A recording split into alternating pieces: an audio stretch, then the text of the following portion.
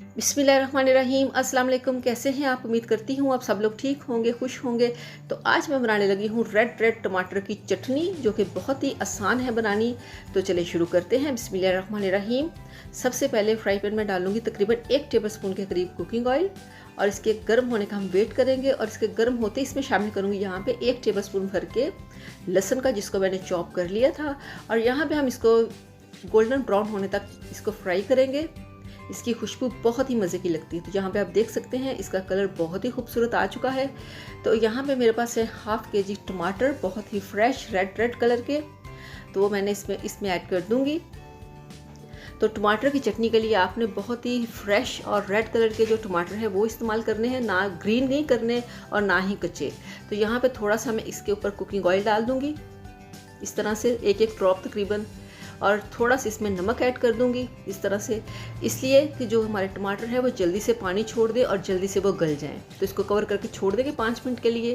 तो यहाँ पे चेक करते हैं हम। बिस्मिल्लाहिर्रहमानिर्रहीम। तो आप देख सकते हैं यहाँ पे 5 मिनट हो चुके हैं और हमारे टमाटर हैं वो माशाल्लाह बिल्कुल अच्छे से गल चुके हैं।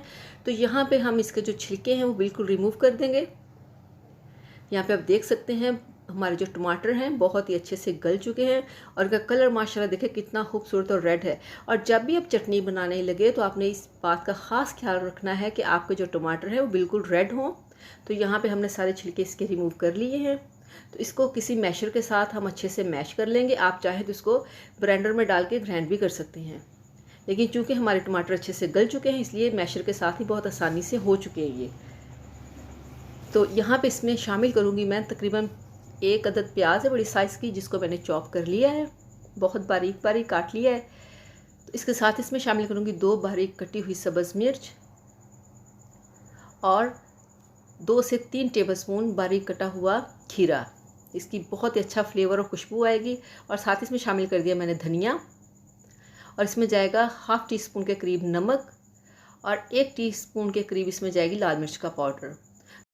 तो चलिए यहाँ पे हम इसको मिक्स करते हैं, अच्छे से पूरे मसाले को मिक्स करेंगे।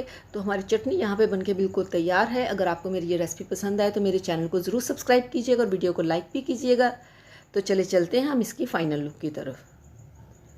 तो अगर आपको मेरी ये रेसिपी पसंद आए तो मेरे चैनल को सब्सक्राइब कीजिएगा, वीडियो को लाइक कीजिएगा, दुआओं में याद रखिएगा। अल्लाह हाफिज़।